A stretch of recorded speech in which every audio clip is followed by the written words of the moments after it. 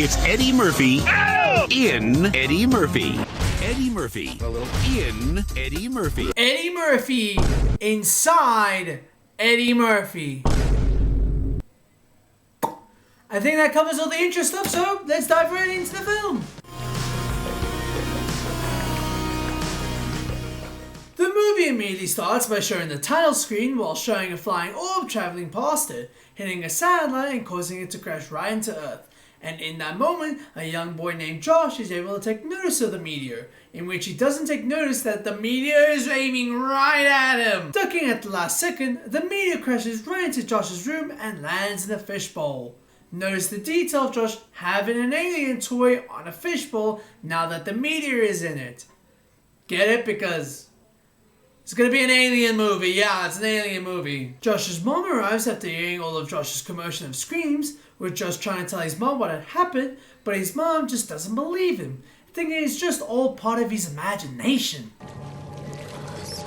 Okay, two things. One, why doesn't Josh show his mom what his meteor is doing to his freaking fishbowl to prove his point? Secondly, why are you standing there as the meteor is sucking up all the water while your fish is there? Bro, don't just stand there. Get him some water! 3 months pass by and thus another meteor crashes into Liberty Island. But that meteor island just seems to be Eddie Murphy having his head stuck on the floor. But in actuality, this is not actually Eddie Murphy. Well, I mean it is. The body that we see is actually just a spaceship controlled by a whole team of aliens for which we will learn about later. The spaceship for who they call later is Dave, or Ming Cheng later, it doesn't matter. Tries to commute with how the world works, with trying to function how to walk and express.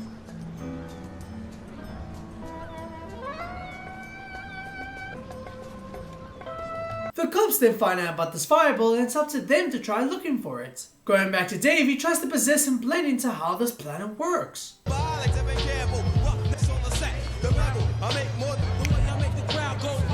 Everything is all well and fine for Dave, and that is until... Boom! Josh's mom crashes right into him!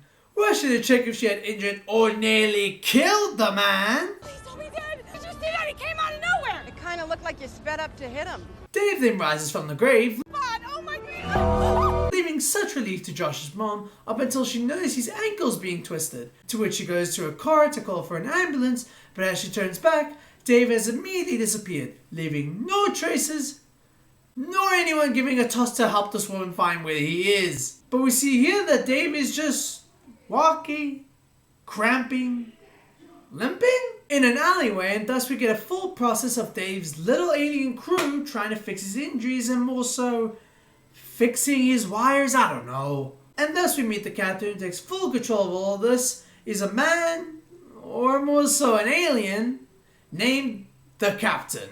He goes on to ask for status reports on all of his body parts that may have collided since the car crash, and then we see there's a whole crew for the spaceship. And when I mean there's a whole crew for the spaceship, I mean it. Like they've got a department for everything. He's got a crew controlling each arm, a team to check the rocket's engines, and a team to check up on the area of the spaceship's ass. That shot was not needed. And we had a small gas leak. It was silent, but not deadly. They've made a program where a spaceship is programmed to actually fart. Oh, we're in for a good one, folks. Their engineer lets them know that they weren't prepared for the crash as their shields weren't up, causing doubt from the captain's second-hand command known as Number 2, who thinks that they have to fly back to their home planet in order to get their ship fully repaid. The captain would then call out his entire crew to reveal the whole plot as to why they're here in the Earth in the first place. Our planet is on the verge of a catastrophic energy crisis. To retrieve the meteor that can actually help out drain out the entirety of Earth's salt. Our people will perish in less than 1 generation. I will not permit that to happen. Remember that for later. The captain's researcher, who is known as Number 3, wow, okay, I get they're aliens, but like, wow, they are really bad with these names. Fears that within doing that, it will drain and harm all of Earth's existing life to it. In which the captain, and Number 2 especially, is still inclined to let the mission proceed. If the orb has fallen into their hands, who knows for what nefarious purpose they could be using it. So we cut to Josh playing with his media, and thus putting in his backpack, notices Dave just casually in AFK mode, chilling outside of their house. To which Josh calls his mom to let her know that another drunk guy is outside. That's him. Who? The guy just hit with my car. You're kidding again? Oh, I barely clipped that other guy. Oh! So this is a regular occurrence of this mom doing this. Who let her have a driver's license? The alien crew then gets confronted by the mother, who I should mention is named Gina, to which the captain responds by calling the repairer, known as number 17, who is played by Kevin Hart, probably another reason as to why this movie bombed, to retrieve back to the ship. Gina would then try to act concerned about the incident, mentioning about the broken ankle, to which she is, and then she is shocked to see how the ankle is just miraculously healed. And with the captain being confronted with their first verbal conversation, he tries to communicate with Gina and Josh, but all goes wrong because they haven't gotten the spaceship's vocal cords right. Our first verbal encounter. Thank you for your concern. More bass! Thank you for your concern. Level the frequency. I'm all better now. How hard did you hit this guy? You're truly asking the right questions, Josh. So Gina wishes her son well before he goes to school, but number 2 sees it as... See how she squeezes the smaller one's skull despite his protests. Such brutality. So to these aliens, they've never heard of kissing before, but they're also the same kind to operate a guy to work on the spaceship's ass. Okay then! Going up to the apartment, they also meet up with one of Gina's friends, Mark, and since they have no idea how humans work, the best way to blend with them is by imitating them, and it's just... This scene is just so stupid, but yet the best funny part to me. Lefty, huh? All right. They then show the process of the spaceship trying to drink water. Going to the mouth, we see that there's a crew there, who are probably there to house clean the room. Playing this process, it seems like they are just left for dead.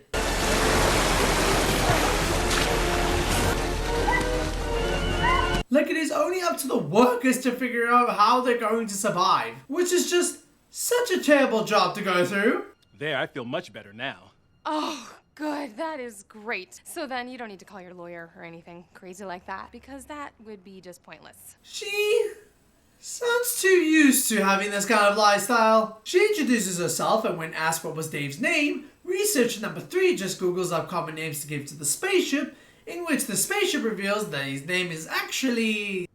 Ming Chang. But when Gina laughs about it, thinking it would be named something like Dave, Ming Chen then goes, yeah, that's actually my other name. To which Gina tries to not question it because lol, she's trying to avoid a potential lawsuit. Gina then asks Dave if he'd like to have breakfast with her, but then when Dave rejects the offer and says that he needs to be leaving, Gina then goes, I sort of have a rule that when I hit somebody with my car, I need to make them breakfast.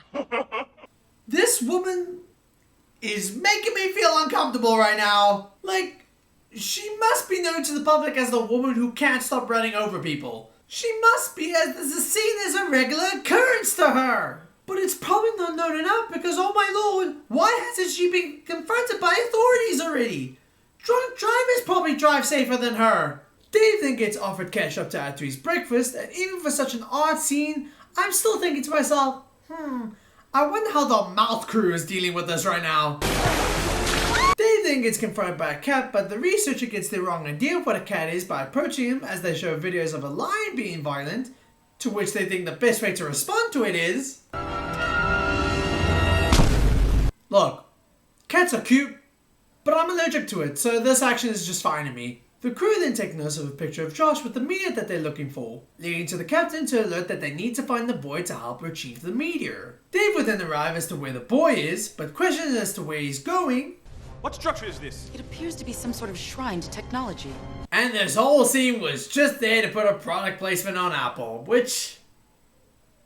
yeah, sure. As they enter the store, a guy offers him to try some headphones, and to the ship it causes a whole freaking earthquake. The sound will blow you away. It's like the subwoofers are actually inside your head. Dave would then watch a couple kissing. Why don't you take a picture? It'll last longer. Okay, first off, what the hell? Second off, Why are you encouraging a stranger to take a photo of you and your girlfriend? Like, what kind of cutback is that? You're encouraging someone that you don't know of to hold a photograph of you and your girlfriend kissing. That's freaking weird! The crew then realize that their suit draws in too much attention, so their plan is to go change into an outfit that draws less eyes. Chaos ensues for the crew not being able to pick up a simple sweater. What the? Hold off, Captain. You nearly swore. This is a PG-13 movie, remember? Dave would then scan some money on a register and just... well...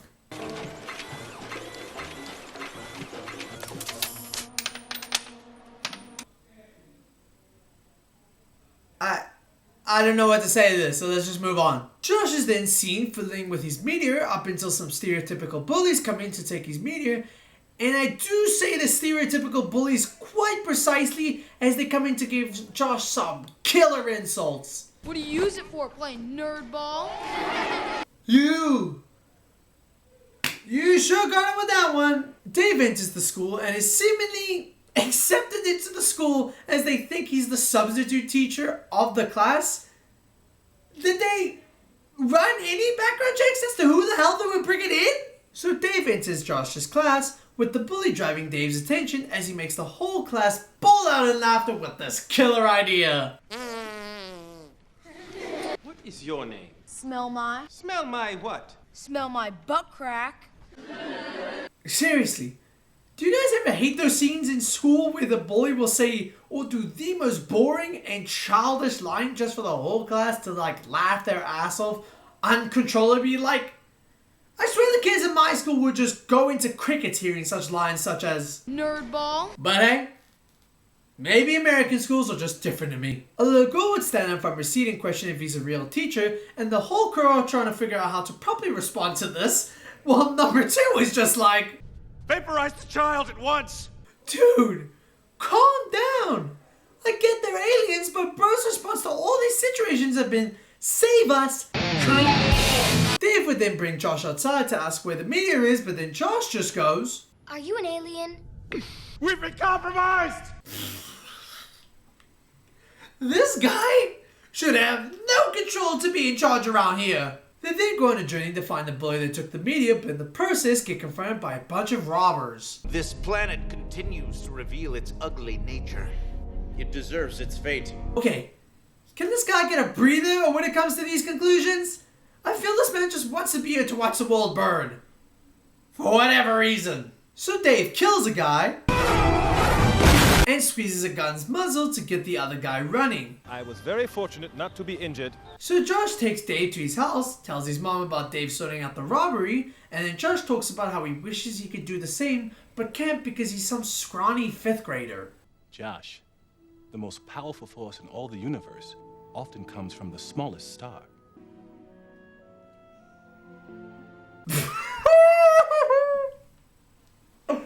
Okay, I know the reaction that Dave gives is all well, but in this context, it just looks like Dave is either trying to smile or is just trying to be ass to the kid. The police are still on Liberty Island, still trying to figure out the mystery of the orb, and the police manage to sketch out the face print that Dave implanted through his crash, sculpting a whole art piece of Dave's face to help navigate where he is, which is like, do police even do this in real life? Please let me know. After dinner, Dave notices Gina's heart painting and asks her about its significance.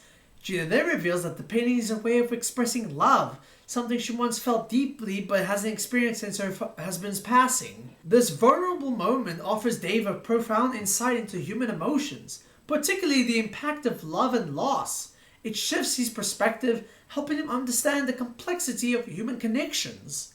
Even later, when Dave encounters a homeless man, the man selflessly offers his blanket to sleep with, further illustrating the depth of human kindness and compassion, which continues to shape the captain's understanding of humanity. Which is really sweet, but I'm telling you, number 2 is not going to have any of that energy. Vaporize the child! On to the next day, the captain's been told by the engineer that the ship is at 20%, leaving them with 12 hours left to retrieve the orb back. Must find the boy with the orb.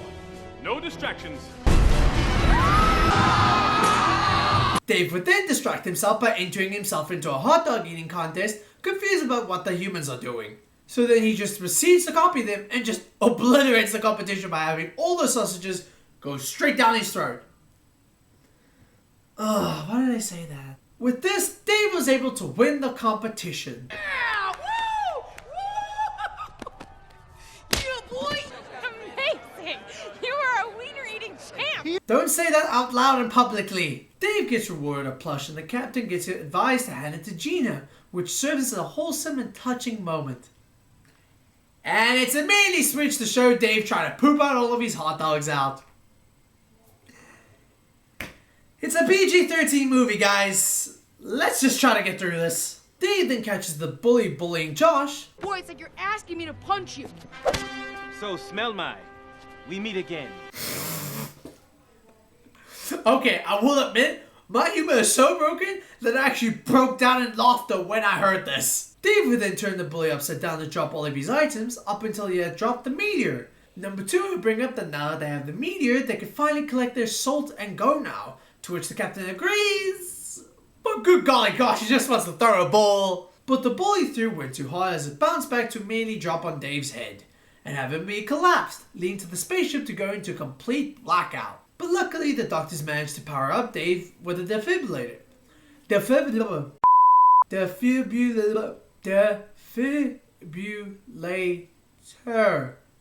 Yay! That was annoying. Dave would then apologize to Gina for ruining her birthday, but in return he would like to take Gina out to dinner, which immediately upsets number 2 as he sees us as the captain going off board with the plan. But the captain would immediately silence him to stop. Get out of my face! Now! As Dave leaves, an officer holds up a wanted flyer of Dave and alerts it to the police. Dave and the gang are out for drinks. Dave again tries to drown Kevin Hart with his drinks, probably as punishment for his role in Borderlands. And throughout we see the whole alien crew having a blast with their new lives, while number 2 just probably wants everyone to perish. Leading to number 2 to find some men to align with him to take the captain down in his own leadership. The captain still deserves our respect. Check my hips like this! More hips! Hips! Yes! Alright, I'm in. But during Dave's dance session with Gina, the cops roll up to arrest Dave. But during the interrogation, number 2 comes in with his men to take charge of everything, proclaiming himself as the new leader of the ship and ordering to break out of the station. Some cops arrive to shoot at Dave, but Dave responds by destroying a car that's so close to the cops are on, and yet everyone went unharmed.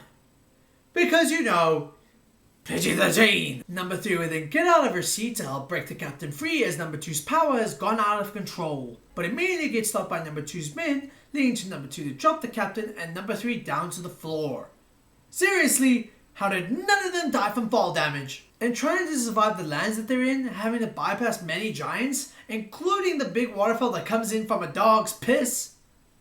Seriously, I think I'm kind of done with this movie now. The captain and number 3 fly off with a plastic bag and it helps them land on the ship's shoe. One of the cops, who's named Dooley, acts proud on the fact that he was right about the alien being on Earth.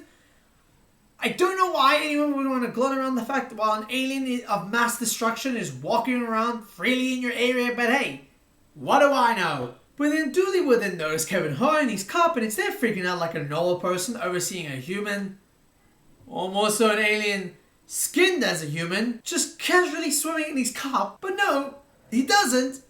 Dooley just negotiates with number 17 as if this is any normal interaction that you can have in society. Gina then travels with Mark and her son to find Dave, driving in the most reckless way possible, might I add. Which leads Mark to asking, how many tickets you got? I've never been caught speeding. In New York. This year. It's never explained why she's like this. She literally jokes about being an irresponsible driver, jokes about running people over all the time. Seriously, revoke this woman's license now! So Dave is at Liberty Island, holding the meteor, ready to soak in every part of the Earth's oceans. Sometimes number 2 happens! A grown man wrote that joke. So the captain and number 3 managed to get up to the ship to meet up where the engineer is, taking in control of stopping the ship from throwing the orb right into the ocean. But with the big tug of war between the control of David, only the captain has the code to over... The captain! To Dave dropping the orb right into the ocean. The captain then arrives at the main base to try and stop number 2, but with the captain is unarmed while number 2 is armed with men. There's really no realistical way that the captain could possibly win. We all know I'm the only one qualified to get us home. Is this what you want? Get out of my chair. Wow, that was almost too easy. Makes you think how pointless the rest of the minutes were of number 2 teasing to be a villain were. What a waste of time! So the crew realize that they're in a heap of danger with not much battery to arrive home. They have to make the hard decision to either go home or save Earth. And everyone's quite decisively chose to save Earth, which is sweet, but the captain literally mentioned at the beginning of the film how this planet is just one generation away from ending soon. So it's just funny that his whole crew were their planet's last hope to save them, and they have reluctantly abandoned them. Yeah, I can see why number 2 acted like a villain, and I can see why there's so many rumblings of Eddie Murphy saying that he did not like doing this film. So the crew, as I mentioned, all agreed to try and save Earth as they announced themselves to all to be called Dave Ming Chang. I am Dave Ming Chang. I am Dave Ming Chang. Ming I Chang. am Dave Ming Chang. I am not Dave Ming Chang. Hey, why are you booing me? I'm right! Vaporize the child! The captain then orders number 2 to be put in the spaceship's ass area because lol, number 2 then orders for all the spaceship's energy to be used on the arm that could use to retrieve the orb easily, tossing it away from civilization, leaving Earth to be saved. With no power left and the police arriving, one bullet could easily eliminate the ship. But after some quick thinking from Josh, he steals a taser from one of the cops to bring power back to him. Learn from earlier as to what brought Dave back from earlier before. We have power. We have been saved. All hail Josh the hero! I know Eddie Murphy hated this movie, but my man put it in his heart to cheer for that boy. All hail Josh the hero! So then Dave gets back up, opens his mouth to then show the captain come out to the real world to explain himself, but like, with the captain speaking in a soft monotone voice with his small stature, how the hell can he be heard everywhere? Like realistically the scene would go, Apologize to all of you. It was my second in command who took control of my ship by force, and hey, what is he saying? I have no clue. The captain has a heart-to-heart with Josh and Gina. Tony then forgets he's kept Kevin Hart in his pocket and retrieves him back to his home. They then wish the humans goodbye and try to leave home, but then the FBI show up to stop them from leaving. Seriously, we have 6 minutes for this film to go. What more do you need? Luckily, the spaceship had another ship to escape in, which was through his foot. I don't know how the hell they got everyone to go on board there to escape so easily. But we're so close to this movie ending, I will not question the stupidity. The captain and number 3 have a moment to themselves, share a kiss to celebrate the departure from Earth, and the movie closes with everyone having a party. Isn't that just fun? But also, if you're wondering, hey, where's number 2? He's like never seen again after he was taken away. So really, we're made to believe that the crew just left him for dead in the bottom of the spaceship's ass. Here are all my socials. Like, comment, and subscribe. What the hell was this movie?